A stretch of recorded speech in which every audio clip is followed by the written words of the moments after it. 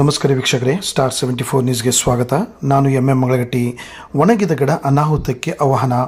ಧಾರವಾಡದ ಉಪನಗರ ಪೊಲೀಸ್ ಠಾಣೆ ಎದುರುಗಡೆ ಅನಾಹುತ ಮಾಡಲು ಸಿದ್ಧವಾಗಿದೆ ಒಣಗಿದ ಮರ.